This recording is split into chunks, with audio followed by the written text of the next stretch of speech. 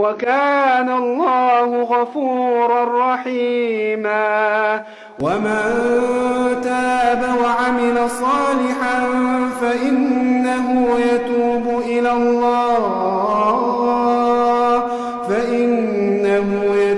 إلى الله متابا. والذين لا يشهدون الزور وإذا مروا باللغو مروا كراما.